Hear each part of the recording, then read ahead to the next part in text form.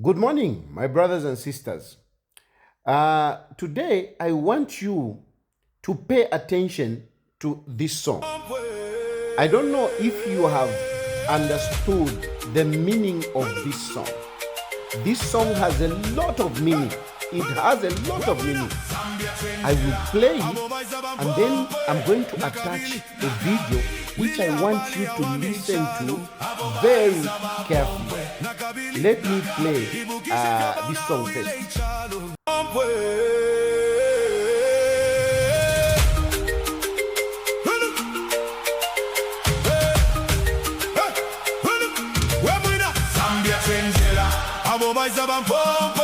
Nakabili Lili abali awami ichalo Abobai sama pompe Nakabili Ibukishe fyoba una wile ichalo Abobai sama pompe Nakabili Lili abali asanika kasuba Abobai sanakalilampi Soli ibane na muchelwa Bali kala lugisha kwenye kubana Besukulu kwenye kubana Kalungisha Mona fama tale chula Bali kale alungisha Improve the economy Bali kale alugisha Bali ena abuya tanshi Bali alifilugisha Abwele la po bali Timumbweza po bali Abwele la po bali.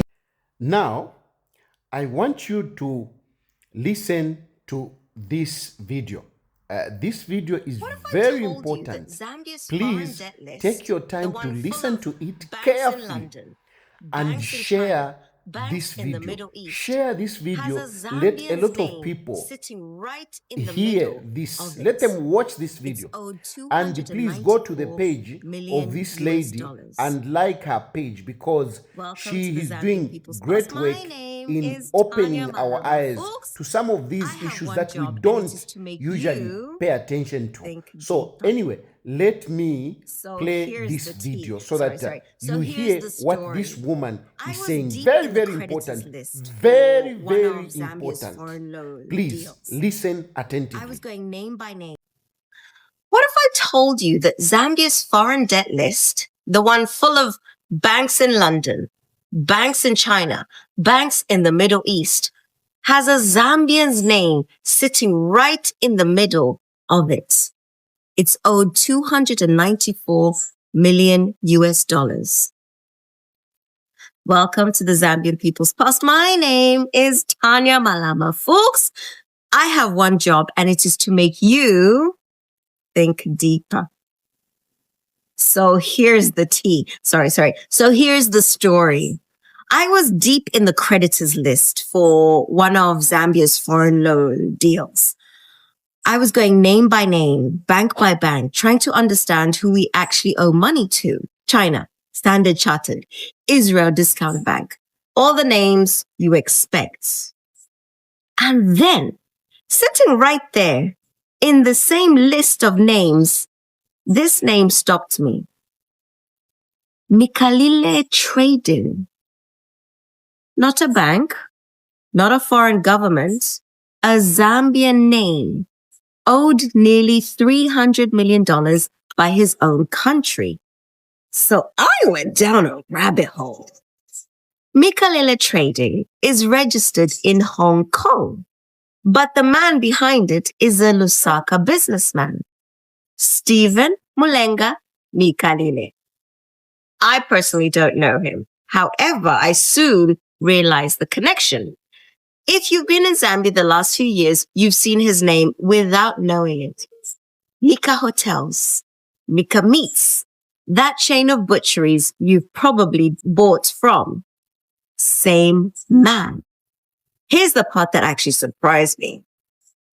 Mika didn't start as a government supplier. Corporate records show Mika Group of Hotels was founded in 2006.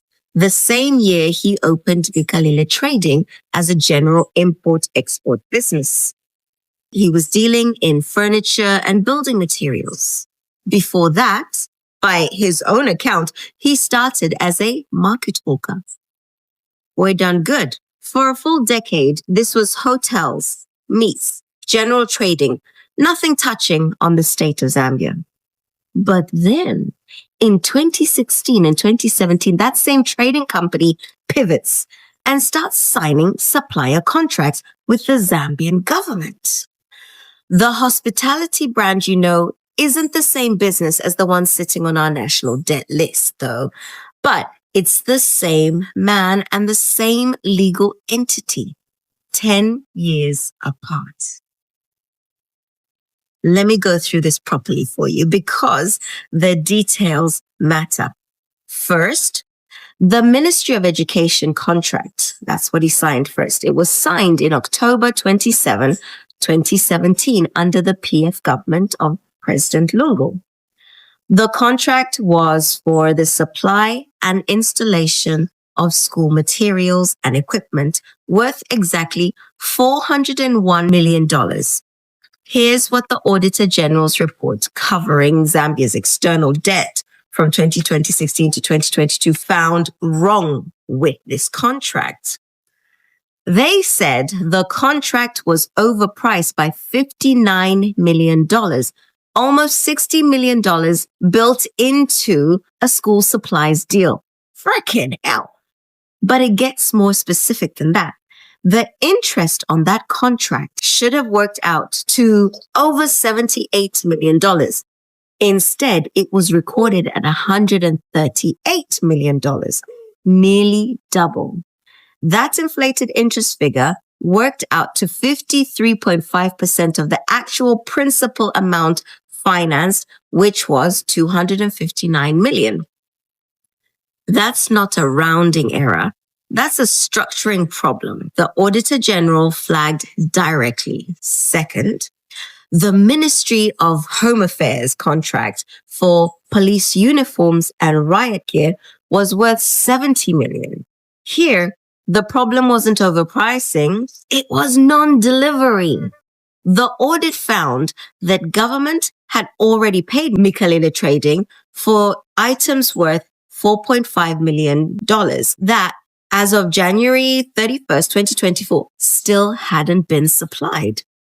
We paid, the goods never arrived. And this wasn't isolated.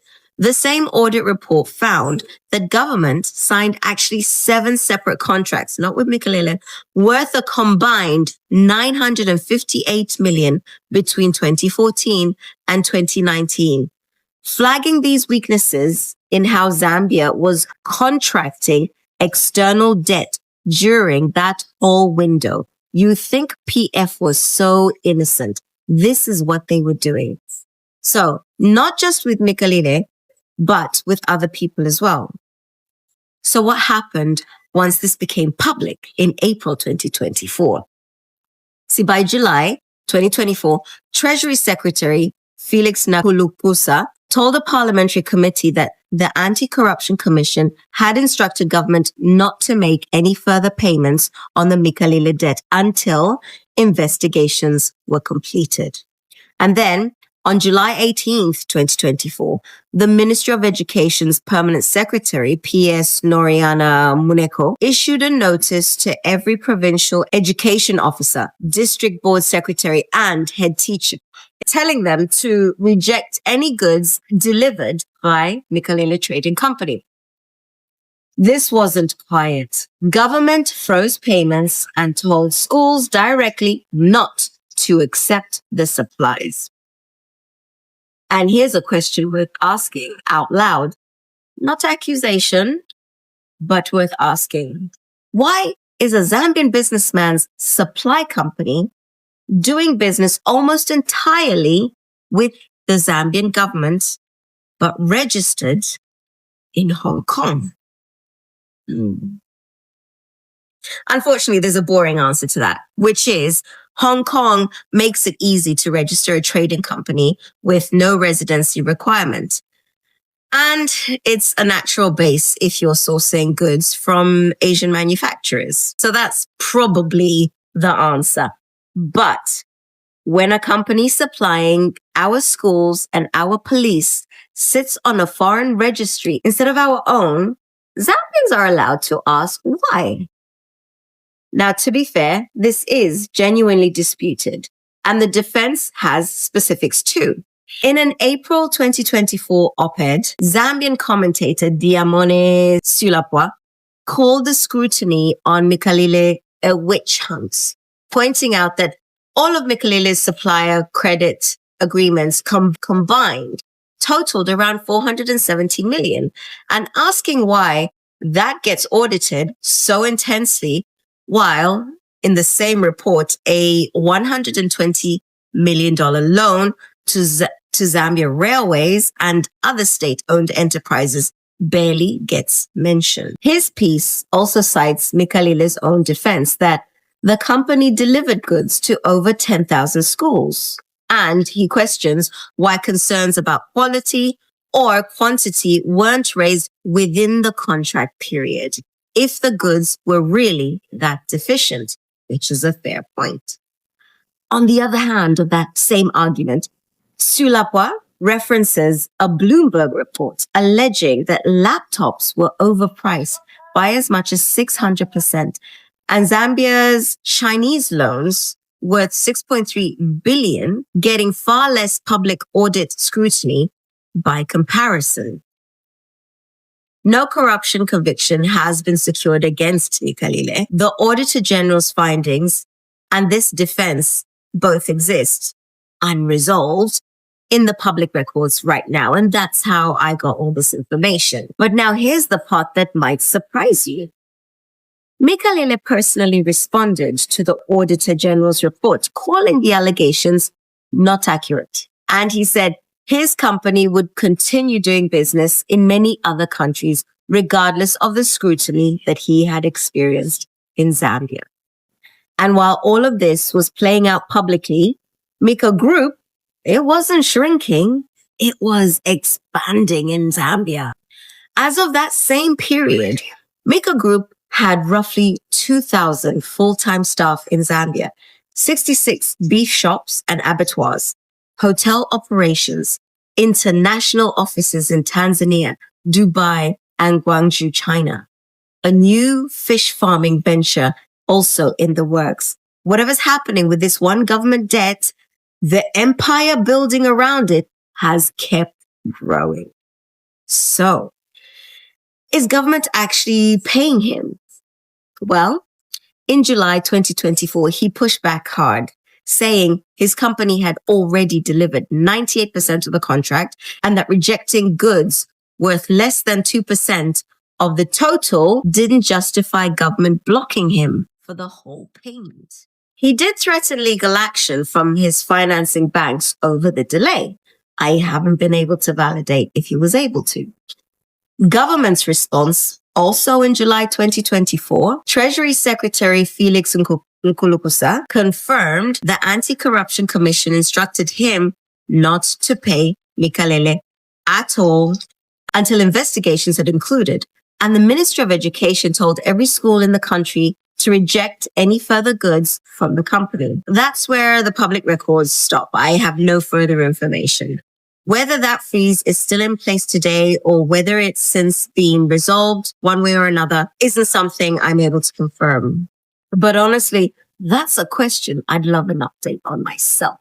Feel free to let me know if you have some details. I'll be honest, I didn't set out to make this video, but that's exactly why I think it matters. If a $294 million line item can sit quietly in a public debt report for years next to China and Standard Chartered Bank, and most of us never once hear the name, what else is sitting there that we haven't noticed yet? That's not a conspiracy. That just happens when nobody reads past the summary, when the papers don't do proper reporting. And this is exactly why I always tell you to think deeper. Tell me in the comments, what other names do you think are hiding in plain sight in Zambia's debt books? A $401.8 million contract, a $60 million overpricing question, and a country still waiting on answers. Now you know. Until the next one. So please go to her account on TikTok, Tanya Malama Fuchs. Tanya Malama Fuchs. Go and follow her and give her a like for the good works she's doing.